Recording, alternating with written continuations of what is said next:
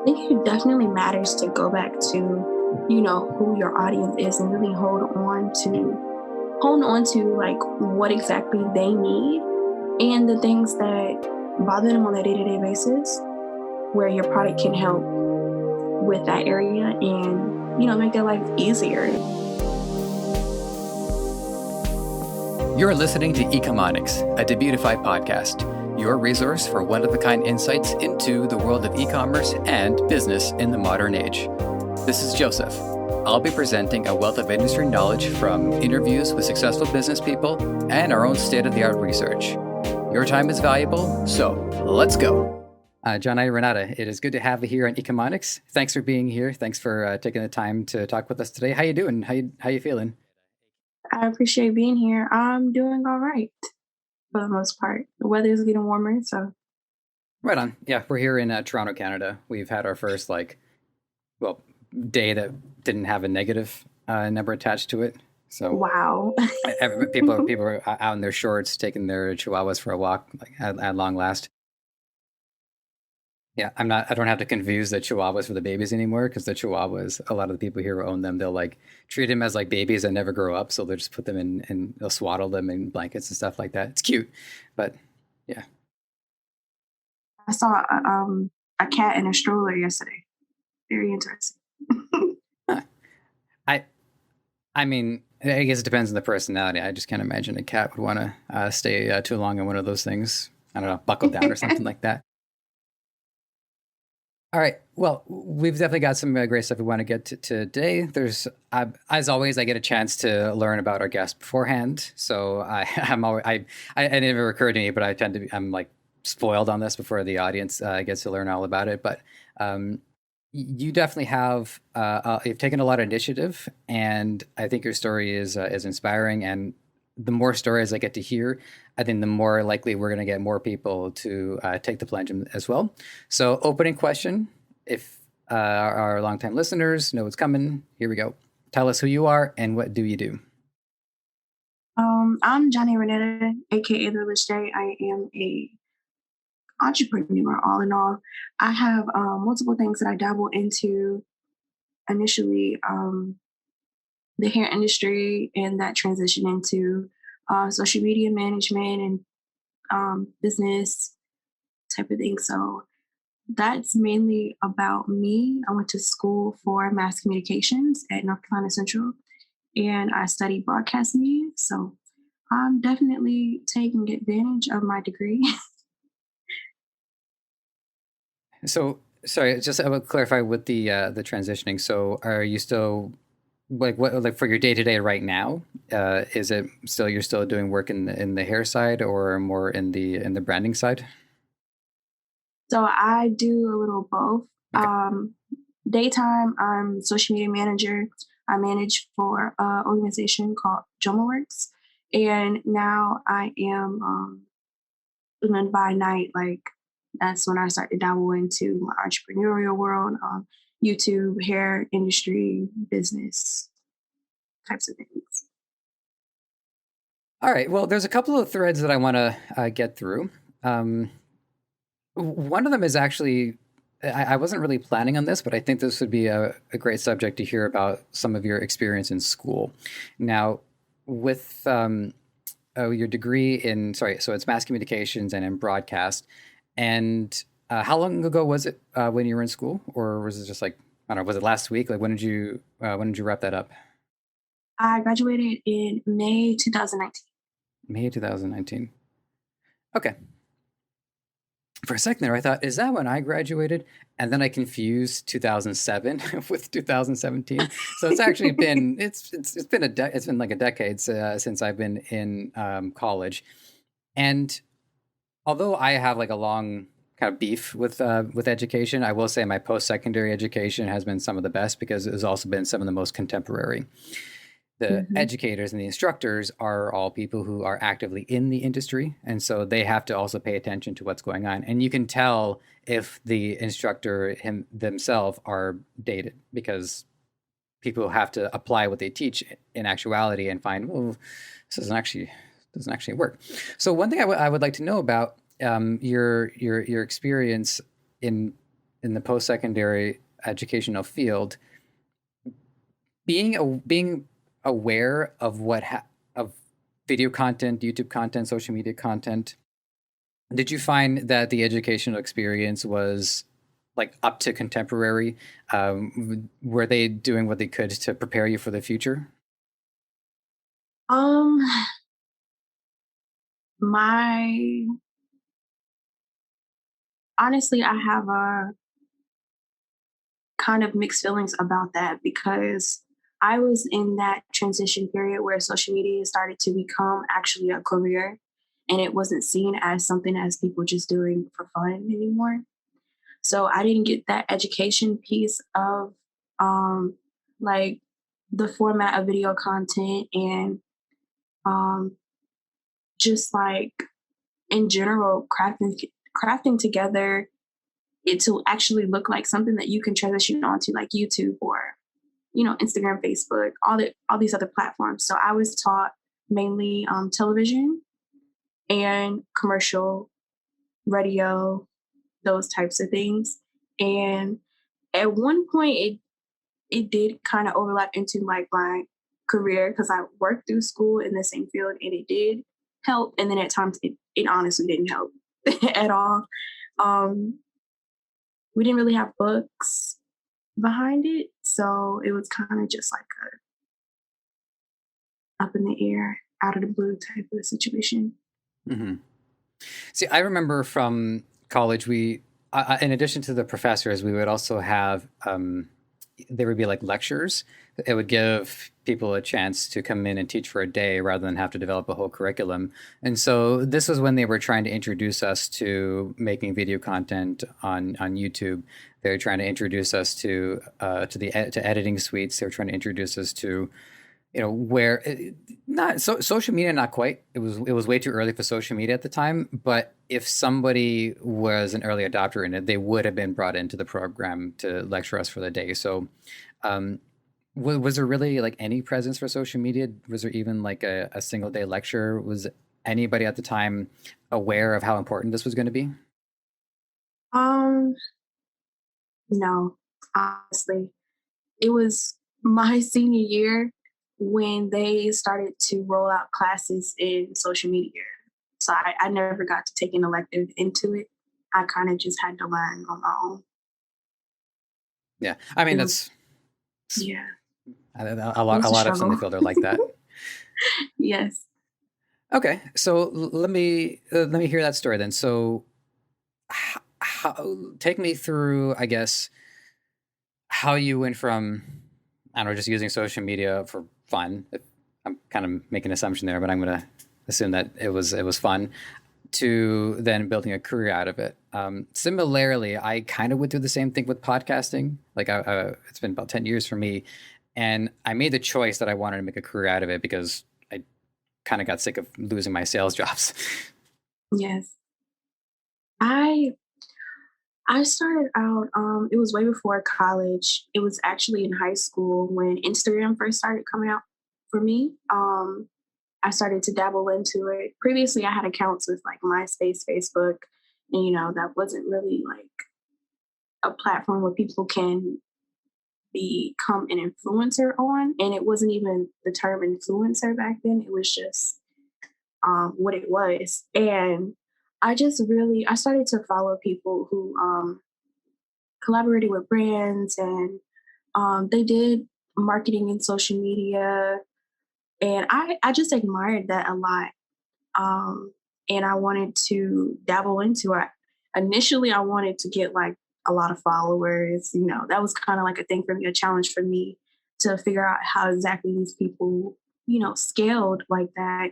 And then it transitioned into just me dabbling on each platform. And it was fun for me. It was a challenge, understanding algorithms and just doing my research on that. It actually never dawned on me to go to school for it. I actually went to school initially for nursing, and then I transitioned to biology, and then I went to mass comm. So it started out in high school, and then my mom made the suggestion of, you know, taking a change of course and exploring mass communications, and it just happened to work out for me. Hmm. And I would imagine that some of the fundamentals that you had picked up in mass communications or broadcast, television and radio, there are some insights that would come with you as you work in social media, because it is a continuation of a lot of that, just trying to send a message out and get that message to reach as many people as you can. What I do have to wonder though, because I always want to address this through line when I get a chance, is like what prompted the shift, right? Going from nursing to biology to um, well, I mean, I'm saying e-commerce in like broad perspective. I think technically it counts, but specifically it's the social media management. I was grossed out. Okay, yeah, that Nursing, checks. Yeah. nursing biology grossed me out. I don't like germs. I don't like bacteria. I don't like blood. And I was just like, I wasn't motivated at all. I was just lost, and I needed something new. Yeah, that's fair. I don't want to turn this into like a gross out podcast. No. There was a part where I was trying to clean my tub out with my hand yesterday. It was a poor idea that I will not do again, at least for another week. So what I hear now about um, I guess so. You're working is just with one particular client for social media management. Um, so I guess I would like to hear something about like the day to day, and we can go as like as detail oriented as you're allowed to do. Right? I don't want you to give away any of your company secrets, but like software, for instance, like what kind of software you use to manage it, how communication goes internally, like if you have to run past. Uh, Something was like if the message you're ready to write it and you have to run it past somebody, or if they kind of trust you, they give you guidelines. So how's your workflow dictated? So we the I'm more like an employee with them, and so they have clients underneath them that I manage. So I manage clients on average about 10 different accounts, multiple platforms, and I manage a team of social media representatives and coordinators. And day to day, we utilize Hootsuite a lot. We utilize native social media platforms. And for personally, I use a social media calendar outline. I'm very detail oriented and organized. And if it's not, in front of me laid out, I lose my mind. Um, and GQs, I don't know if you've heard of the platform before. GQs. Unfortunately, I know the Men magazine, but I don't know the. It's Yeah. very it's very interesting. It lets you basically create categories on different tasks that you want to be completed, and you can assign them to people, much kind of like Asana, something. It's one of those Yeah, platforms. Asana. Yeah, that one I heard of. Asana, yes. So it's kind of like Asana, but it's through Google. Yeah. And then with onboarding clients, so I would figure that clients are going to fit in one of two camps. Either you have a clientele who they've got their social media going, but I don't know, they just need to delegate, and they kind of have like the voice figured out. And then I also figure that there are companies or potential clients who don't have a social media presence, and they need to work with somebody to develop a voice. So, is there? So I'll start with like, is there like, are there any other, I don't know, categories or demographics for client work? And then after that, I'd like to hear about the onboarding process and how clients in either camp, like how a relationship is set up when they don't have anything versus taking over something that they've already pre-established. Definitely, like I'm big on listening. So when we have initial conversations, we get understanding of, where you are exactly, whether you do or you don't already have a social media presence, and what your voice is already on there.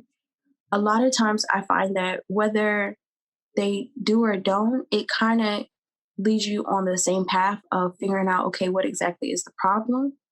And then we can, strategize together to figure out exactly what you need. And the biggest component of that is the voice, the tone. Not everybody has the same niche, and a lot of people that I've worked with, they have multiple things that they're a part of, and they want to kind of like capture that all into either one platform or multiple platforms. And that's where we when we onboard them, we have that initial conversation and basically flesh it out through strategy. And um that's mainly all I can say about that. Yeah, exactly. Like I had a feeling that like, okay, the veil is going to come down at some point. But by the way, I just a little bit about my my mindset is is that I go through YouTube content just to kind of like pick out what would be some interesting talking points and like, okay, got to focus on research, got to focus on research. Oh, there's a YouTube video about you being kidnapped. All right, well, I got to check this one now. This but listeners, they can go check out the YouTube video to hear that story. I'm not going to make you retell it here. I just kind That of was like, definitely a story. yeah. Oh, there was a plot twist in there I didn't see coming. Anyways, now I also want to definitely get your insights into hair. And while I'm going to admit I don't personally see myself getting into the hair market, but I also don't know the personality matrix of every last person listening, so we never know. And I think it'd be Yeah. great to, even if we can just take away some fundamentals, stuff that's true about one niche could potentially be true about other niches. So, as a start, let's just run through exactly what your hair business looks like right now, so I don't ask you a question that is not relevant to what you're currently doing. So right now, my hair business is mainly focused on custom wigs, wig services, and helping entrepreneurs in the beauty industry scale and grow, um, essentially for free. That's what I, try to strive for. And then just I have paid services and products that can help them, you know, transition onto their next step in their business or starting out or that continuation to expand. And so, I'm sorry to, but are you selling any product on your own on this front right now, or are you just working with others to help them sell for now? So I sell a couple things. I kind of just want to focus on others though. I don't really I've done a lot for just me and I've gained that experience. So it's mainly me being able to give back and share now. Okay, so I guess the first thing that I would want to know, and I'm putting myself in a unusual position, kind of like what would a version of me be like if I was really interested in selling hair. Uh, I will say there has been a couple of windows of time where I would like try to grow my hair out, so then I would cut it off. Actually, okay, silly question, but I just gotta start with that one. Um, how much of like hair in the wig market is real versus synthetic? Ah, well, it kind of just depends on your vendor and it's definitely very diverse. So you can have years ago there was this thing called Remy and it was human hair and it was like the highest grade of human hair. But now we have like virgin hair or raw hair. And then you also have like synthetic hair, which is your fake hairs, blended hair, that type of thing. So it can definitely vary, but I don't I don't know exactly off the top of my head like how much is more, but I feel like there's a lot of real hair out here. Yeah, yeah. Like if I had to, if I had to guess, and this really is just a guess, I would guess that artificial hair has a higher market share just because natural hair does take time to grow, Yeah. and yeah, so that's kind of like my gut reaction to it, but worth asking.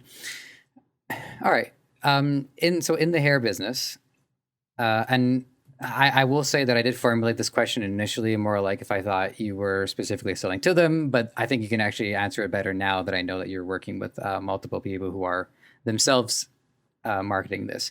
So, what kind of clientele do you see? I would figure that like you have like hobbyists who just want to collect wigs, like in the same way other people like to collect, I don't know, vintage mugs. You have actors, performers, people in theater, like business, the business side of it. And then there's I don't know if I would say it's a market, but there are people who, for one reason or another, no longer have hair on their head and want to get something else. So those are my guesses. But what kind of clientele what other clientele do you see in the market, or like what activity do you see based on these particular ones?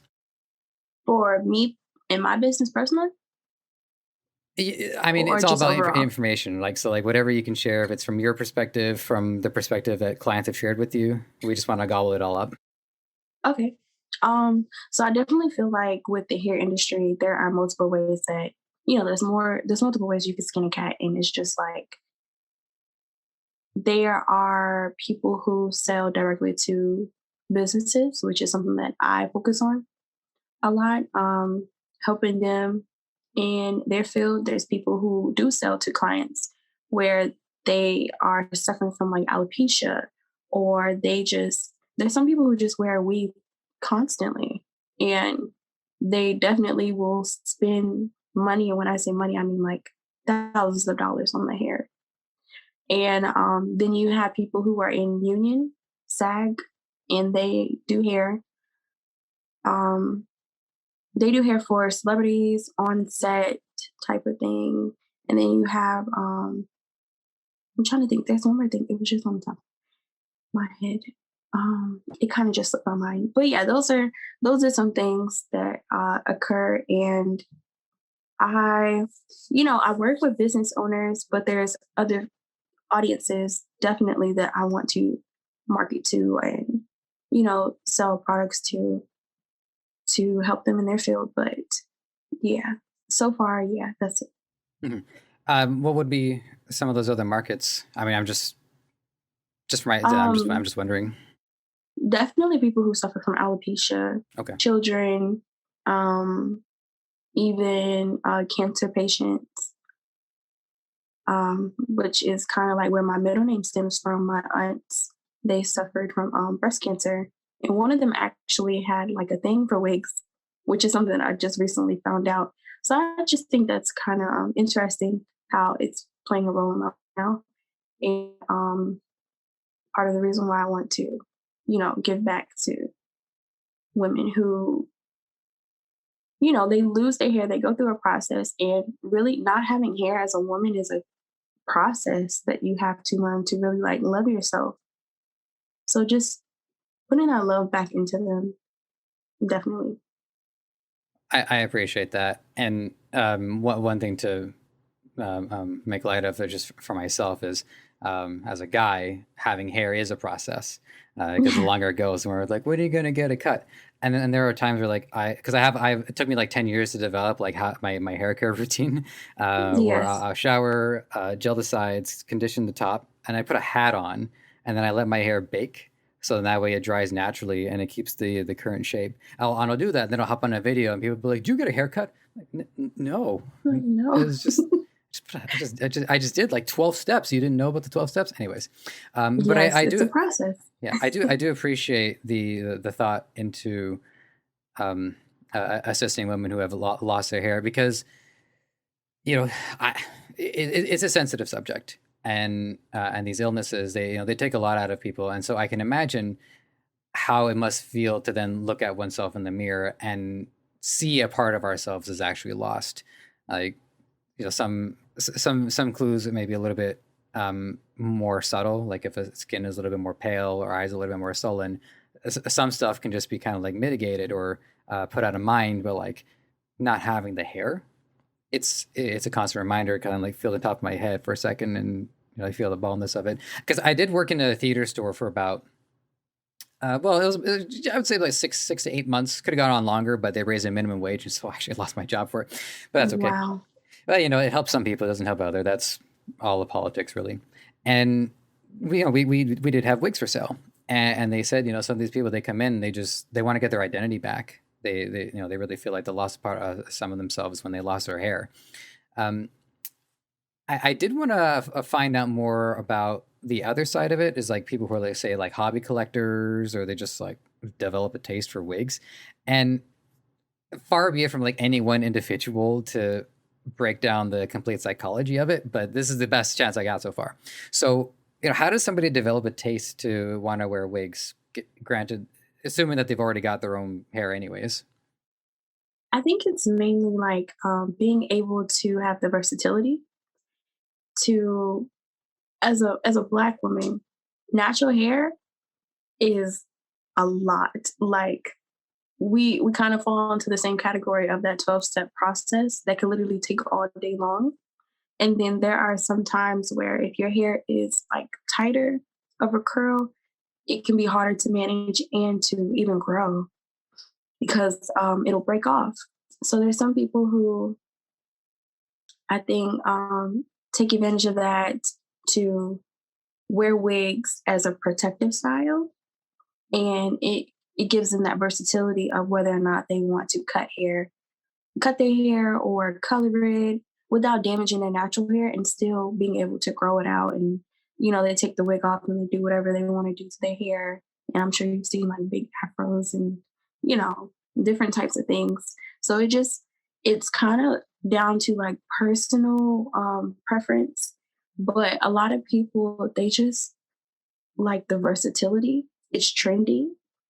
And, people like to follow the trends and celebrities, and I think that's mainly a couple reasons why. Hmm.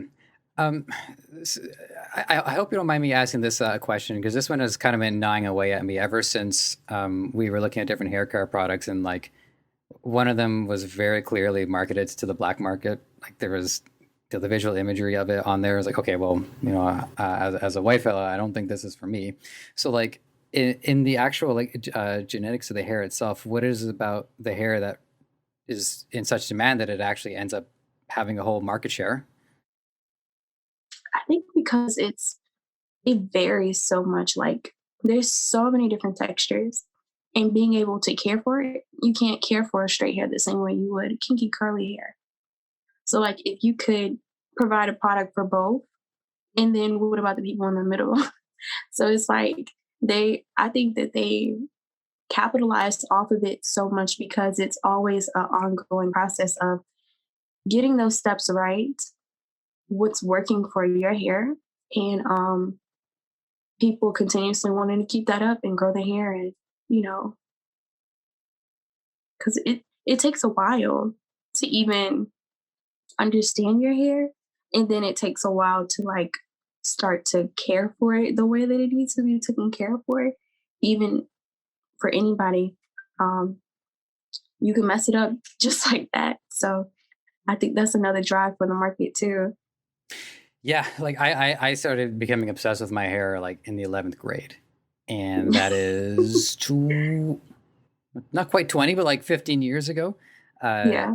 and like I said, like I had to develop a whole process for it. Like it is like I don't know about like a life's pursuit because eventually, it goes away anyways, but it takes a long time to actually like understand the hair and to like appreciate its strengths and weaknesses. And it's funny because you're saying like one little thing can go wrong. Like if I get hit with a drop of water, I'm done. It just It's everything over. just like poofs up. Yeah. Like starting the whole process over again. And it's just like, what if you had one product that could just resolve that for you? You don't even have to worry about water. And I think they capitalize off of that a lot. Yeah, especially like okay, well, I mean, in case people are wondering, I am not wearing a wig right now, but I am lucky that I'm wearing headphones because like even just the headphones alone help to kind of like keep a lot of the mess. And I also tie my hair back here, which is a sign that I haven't Yes. been to the I figured you barber in had a a while. ponytail back there. Yeah. Yeah. Okay. I was hoping people wouldn't notice, but I guess as soon as I turn my head, you'll see. I get this. Now we're just getting into hair talk, but I don't care. I don't really get to talk about this all that much. So like I I made this mistake of like when my hair was like a lot longer, and I went to sleep and it was wet, and I woke up and my neck had like a really bad rash on it too, which has taken me even to this day to heal. I've had to use different creams to keep it from healing, like to like from getting like too itchy or stuff like that. That's just like a small example of like the different things that can go wrong in having this. So I can also understand too is if like someone shows up to work and they got their wig ready for them, and then they just allows them to be more consistent, because consistency is key. We got to be Hmm. consistent with how we sound, consistent with how we look, and consistent with the setting, consistent everything. So even if somebody's hair is a little bit off that day, that actually like has an effect on other people's perception and the ability to trust something consistent. Because here's the thing, here's how it works. So when someone keeps things similar, I'm just using like a news broadcaster. Yeah. Um, they end up going more into like the subconscious. You don't really notice the newscaster as much. You just notice the stories. So if somebody shows up to work and there's even like a subtle change, or they're in a T-shirt or something like that, it pulls the audience out of their subconscious muscle memory, and now they're like focused on what's going on with them. So it's interesting. Yeah, hair like Yeah. is yeah, it's important. It changes a lot about how people see one another. Now, this is a part I found was pretty funny. Oh, by the way, I should stop for a second in case you wanted to add anything to that, because I ended up going on a rant. Oh no, I definitely agree. Okay. People they do notice it'll take them away, and then you become a trend on Twitter. Mhm. So there is it's just funny because like a lot of the stuff that we talk about when it comes to training, a lot of it has to do with like what products to avoid when getting into the market. So like we're recommended to avoid creams, stuff that has to be like consumed or rubbed on people's faces, just because there's a lot of things that can go wrong. Um, with hair, one of the things I noticed in like in one of your videos is that you're talking about how like there is like a threshold of quality that it has to pass, because it is going to be on somebody's head, and that hair from AliExpress is like just not up to par. Um, so what's I use this term called bedrock, and the way I explain it is think of it like your rock bottom but positive. It's like what is like the bottom level for something to be acceptable. So what metrics, or how do you basically how do you vet quality hair, and how do you make sure that it's gonna last a long time, withstand the elements, and I mean, I guess overall too, different lifespans for hair and for wigs. I think it's a lot of not forgetting that it is hair. Yep, So it's true. whether it's growing out of your head or it's on a piece of thread. When you put it somewhere and you are manipulating it, you're coloring it, you're doing something to it, if you're not taking care of it, then it is going to start to act up on you in multiple different types of ways, because and that can't really be measured because it comes from various sources. But what you can do at least is to have like that bottom line. Okay, this I understand that hair tangles. I understand that hair sheds. I understand that hair breaks. But how much is too much? And I think those are the main three things that I like to keep in mind when it comes to hair, because it's like I can't forget those things. It is hair, and everything breaks down over time, especially if you've been disconnected from your source of nutrients. Right. Um, and then with I don't even know this, and I mean, I guess I could check this out on Google, but it's always great to hear from my guests because they'll also get their take on it. But like, how exactly is synthetic hair even made? Like, I just don't know. Like, yeah, I don't even know how to ask a question because I'm so like ignorant about how this works. They they've done um they've changed it up so much.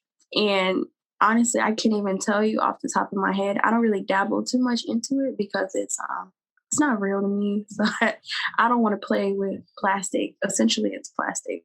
But it's like microfibers of like different things blended together. And sometimes they put human hair into it, and then sometimes it's just strictly plastic and you can light it on fire and burn it away. So it just varies. They have like Kanakalon, which is like braiding hair. They have Yaki hair.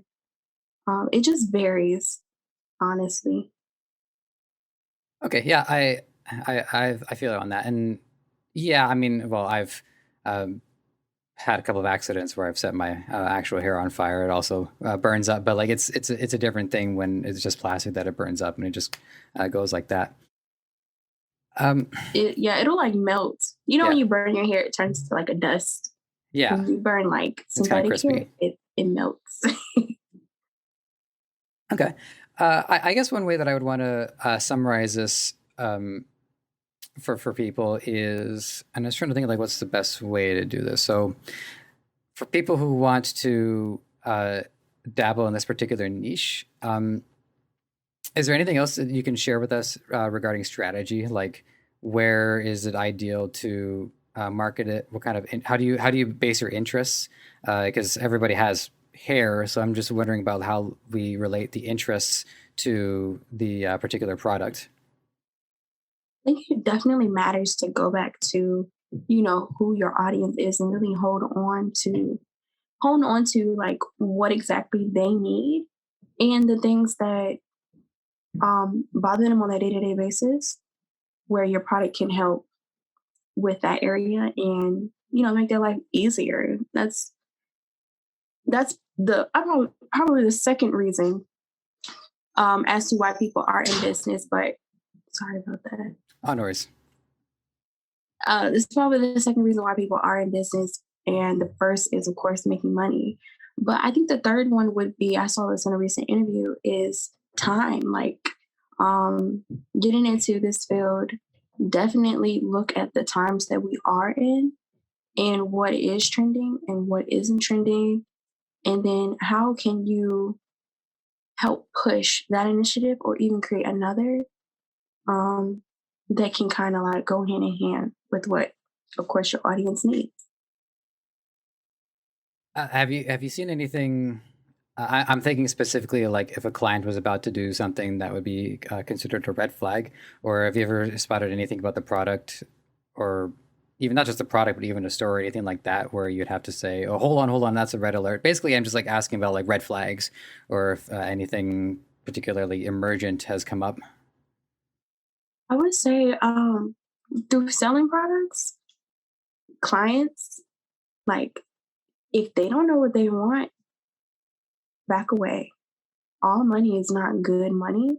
And you'll spend more time spinning your wheels and losing your mind and trying to figure out whether or not you're gonna make this sell and if they'll even be satisfied with it.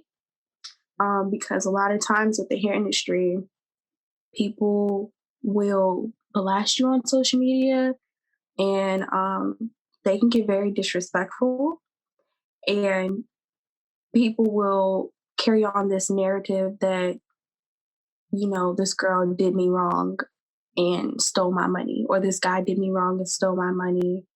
So I think understanding that not every client, just because they have $1,000 and they're willing to give it to you, means that it's a good, solid $1,000 and that you really need it because you could find somebody who will put you through the ringer, or you and they'll give you $1,000, or you could find you somebody that is willing to pay you $2,000 and they're a superb customer.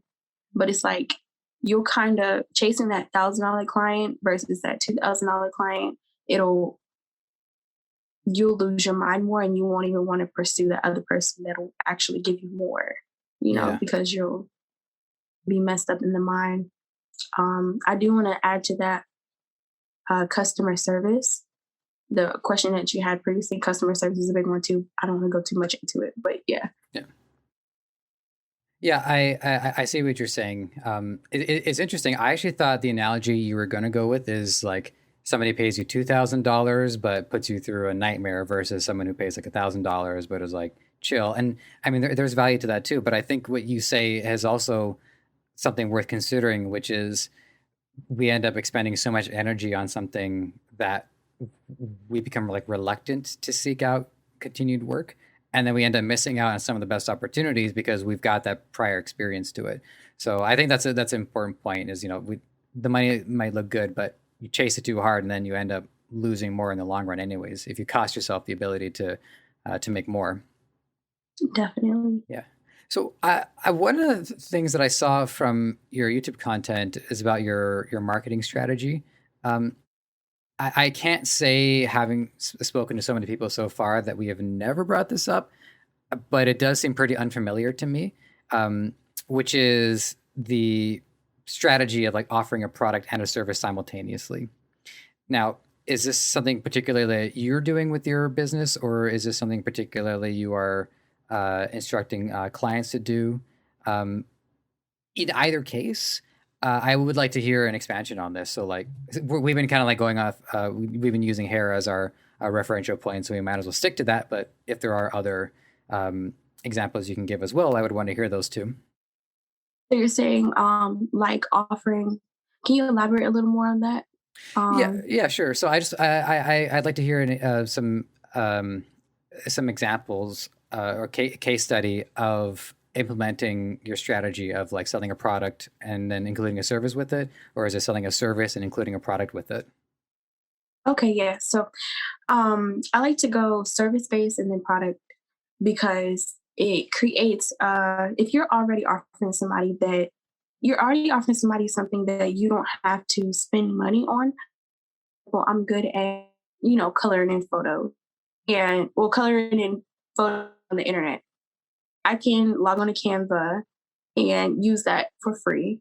I can get a photo up there for free and I can color them in and do X, Y, and Z for free and put it out on social media, for example.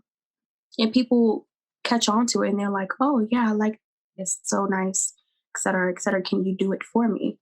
And it's like, yes, I can do it and I can take the photo, you know, and I can do it and type of thing and offer like a product behind it. Like if you are a photographer and this is something that you started out doing, um, and just expanding more on that. For me, I don't know if that was the best example, but for me, what I did starting out is I offered hair services, something that came naturally to me. And I all I had to do was show up and a lot of times just do their hair. Um, and then they would pay me for it. So for me, it went from me just showing up and doing the service and leaving to me showing up with the product, doing the service and leaving. So it's like they kind of go hand in hand. If you could start out with a service first and then marry it in with a product that is in the same niche, skyrocket. Because I mean, for hair, at least when a customer comes to you and she's like, I want a wig, but I don't have any hair. And it's like, geez, I do hair, but I don't say hair either. So now me and you are both in the same boat trying to find some hair. Versus if you come to me and say, hey, I need some hair. Hey, I got some hair. And I have your service too, you know? And I think that's how I started out. And it definitely paid off. And what I think is great too is that the the customer also inherently trusts your expertise on it. So while they can spend time doing their research, which would be helpful, but Yeah. they end up having to take the risk, and then they bring it to you, and then you might say, well, I can't really work on this because this is actually one of those hula skirts. I don't understand why you thought this was so. And so you would it takes more time on both sides versus if you just if you just do it and then you they trust you with it and you have the expertise. It builds your authority in the market as well because now they recommend, oh yeah, she set me up, she figured out what hair product I needed, she came over. The challenge with scaling though is that I would say if you continue to wanted to like expand the business, being able to go and work individually with each person would be kind of a challenging factor because you can only travel so far out. Yeah. And the last time that I talked to somebody, this was a while ago, it was Catalina Milan.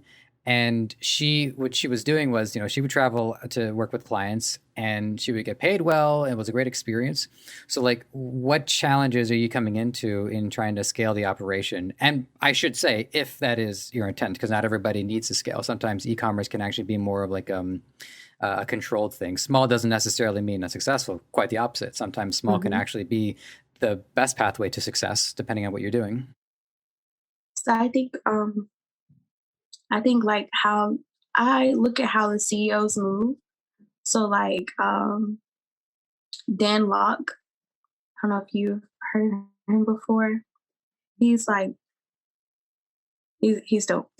Check him out. He's on YouTube. But he gives a lot of insight on kind of like that rich dad, poor dad narrative, and how you can you can be that person showing up, doing the work, et cetera, et cetera. But then you're kind of essentially an employee versus having your money work for you. So it's a transition from me being there, showing up, doing the work to my work standing on its own and passively making money and passively helping people and still scaling for not just myself but for other people.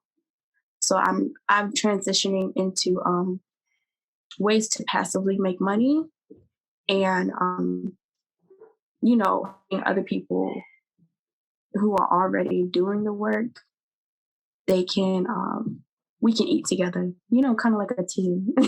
I see what you mean. Okay, so you have they have like experts. You have people Yeah. who can do the in person. And then you run the business. Yeah, that makes sense. Yeah, actually gives more work opportunity to them. So that's all well and good. I do have a couple other like not really not hair related questions. Some other stuff I was just curious that I wanted to know about. But um, I guess the last one that I would want to ask on this subject is so you're saying you're transitioning towards that. Any other plans you want to share with us, or how you see your empire expanding? I definitely feel like I've been getting downloads from God, and He's really been lighting the path for me. There are some things that I am working to transition away from in the hair industry, and then things that I want to go into more like the business spectrum. And Um, a part of that is just being able to help people, start their business with no money. Like it's a real thing and it sounds like, what do you mean? But it's so much out here that if you're not there, you won't know. So I'm trying to kind of like marry that and it's definitely a process and I think that it's going to be fruitful though either way, especially for people who, don't have access to the things that they actually need outside of just capital is their resources. So, um, if I could say anything, it's that, and then just transition into, more business. Um, Entrepreneurship has been a thing of mine for a while, and I really didn't know where to go or how to go or even a true definition of it. So it's been a journey for me, and I really just want to give back to other people because I wish, I had somebody to do that for me. Well, the the thing that really stuck out to me over the course of this conversation thus far is the ability to give people the ability to restore some of themselves if they had lost their hair for one reason or another, or they were in the midst of it, or it just wasn't cooperating. To be able to look at themselves in the mirror again and see an image that they recognize. Um, I can't fathom what kind of effect that has on people, but I imagine that for some people it really like makes a difference. It gives them some of that strength back to on their way to recovery. So that's the thing that really stuck out to me, and that's why I think God is directing you in this way because it does give people um, an unmistakable positive, especially for a lot of them. They're going through a struggle. I when I get to talk to people who are open about their relationship with God, I do ask this question about like when do you remember having a very distinct experience with God? Mine was a dream. I had a dream I was in an office and he was on the other side and just kind of like checking in with me and seeing if I was cool. And I'm like, yeah, I'm good. And there was like an open door behind him, which was like a metaphor for death. And so what do you think? I mean, no, I'm good. I'm good. I'll go back. And Yeah. because dreaming has always been like a big thing for me. Although for listeners, just so for those of you who listened to the Greg Halpern episode, what he said about dreaming really stuck with me. So I don't think I wasn't affected by it. But all of that said, I just love asking this question just to hear, how has God manifested in your life, and how did you feel you were connecting, and how were you getting messages from God? So um, as a kid, I always just felt like I had this calling all my life, when times would get really hard and I would be frustrated with even existing, I just felt like he was always there. And, not like physically there for me. I haven't experienced that, but he definitely played a role. And then it was kind of like, um, as I grew up, there were things that would take place where I do get feelings, like intuitive feelings, um, towards certain situations that I would be in, or the little voice in the back of my head. And I'm kind of like you too. I'll have dreams, and it's it's kind of like eye opening. A recent dream that I had from him was something um, in relation to like my purpose, and um, I journal a lot, and that's my main like foundation of my relationship with God is through journaling, and we kind of just have that one-on-one talk, and I can feel His spirit and His presence when I do just let it all go. And then also there's times where I can call out and just let them know how I feel, and sometimes it can feel like a weight lifted off of my shoulders, or like somebody there comforting me. I do feel that at times, but yeah, those are the main ways. They're beautiful. Journaling is a new one. I haven't heard anybody relate to that, but I can understand that. It's just letting the thoughts flow through it freely, and then looking back on it like 10 minutes later and thinking, "Wow, you know, there was more." I think there was more than one writer here. That's kind of like the takeaway that I get from that. Okay, the other this next one, not God related at all. Well, actually, it could be. I should wait till I get your answer. But what my producer did is she goes onto people's LinkedIn just to kind of like see what are people's work experience. I don't do that. I'm a bit of like a tinfoil hat person. So the idea that like people can see I visited their page, like I don't know, that's always kind of like Yeah. sat with me. But my producer doesn't mind because she has a spine. But anyways.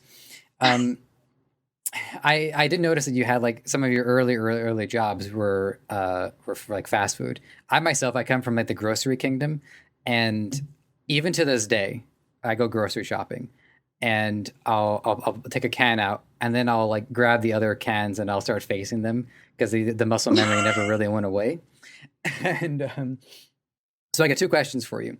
One, did any like muscle memories or any habits like that carry on after those? Because frankly, that work is can be very repetitive. And number two, I would also like to know if it taught you any lessons that or any um, work ethics or any insight or wisdom that you gained from those positions that came with you. Um, Definitely customer service.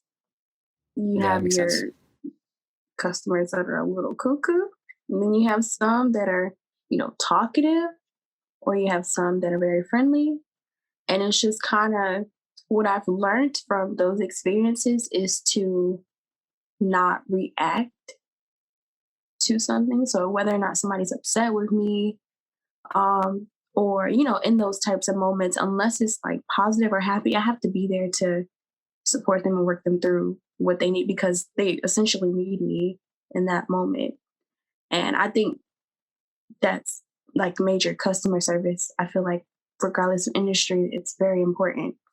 So I would say customer service is a major one that I got. And what else?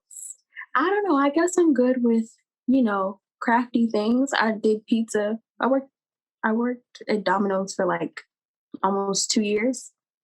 So I'm quick with my hand movements. I can get a lot of things done. I'm a multitasker. So that's something that I feel like I got from there too.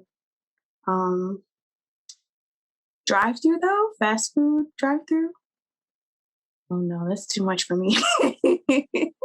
My brain, it doesn't operate. I can't, ring somebody up, talk to somebody at the same time, call out to the kitchen. I can't do all that all at once. That's a little too much.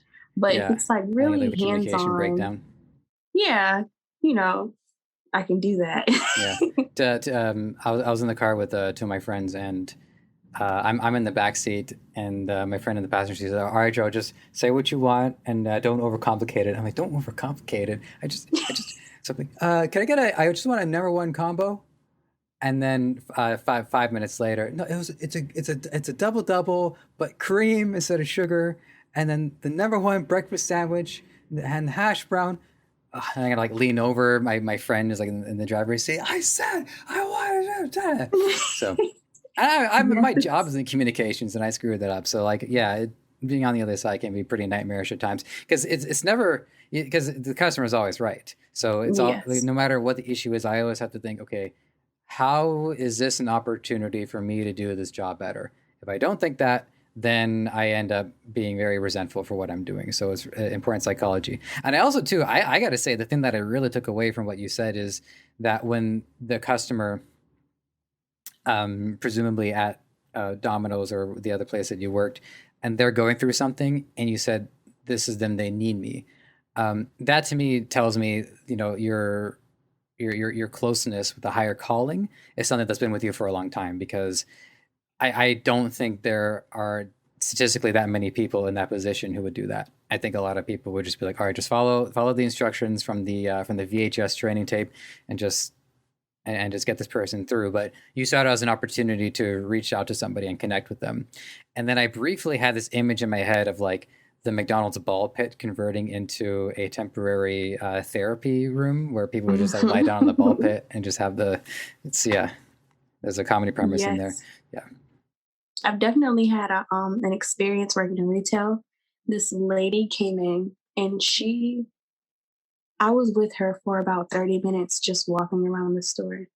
And it wasn't even like trying to get anything out of it type of thing, but it was just like, that sense of she needs me. Yeah. She needs me for advice, et cetera, et cetera. And at the end of that, she was like, I wish I could tip you. And like in retail, you can't really tip in retail, but um, you just never know. Like, what if she did tip me? You know? Mhm. And there's people who could use that tip. And it's just a matter of the things that are free to us, love, respect, empathy, you can give that to people and you just never know how it may pay off. Like, yeah.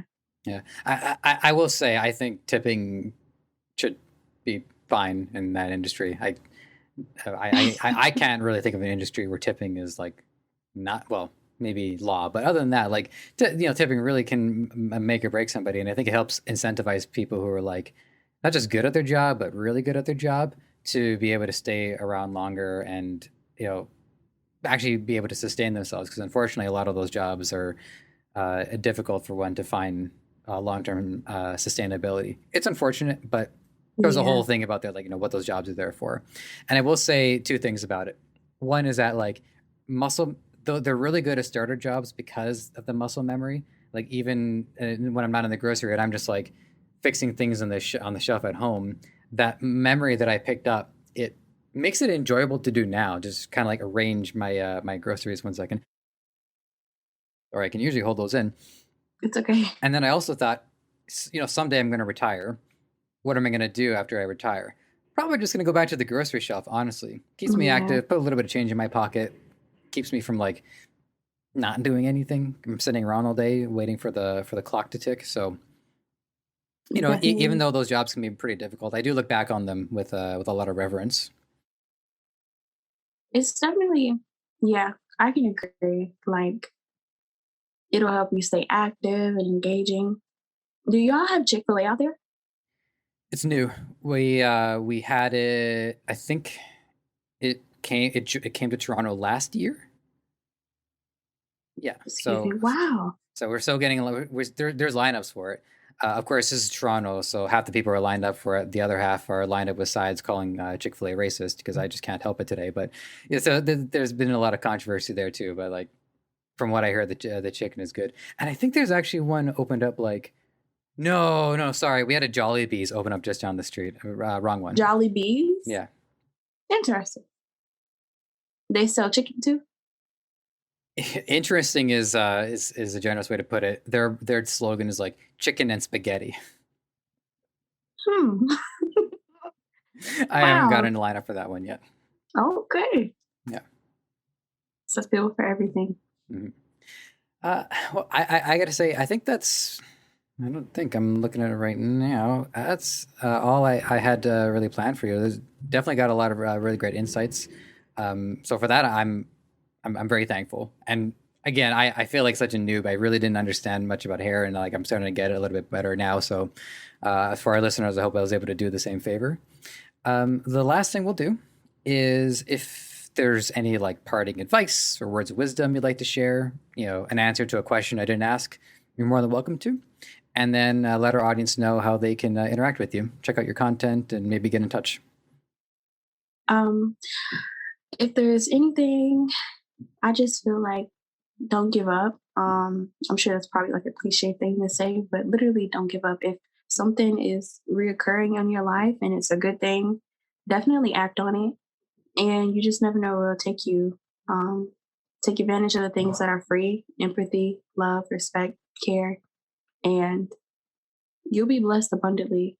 Um, if you're looking for me, you can find me on social media at the Realest Jaee. That's realist with an E at the end and J with two E's.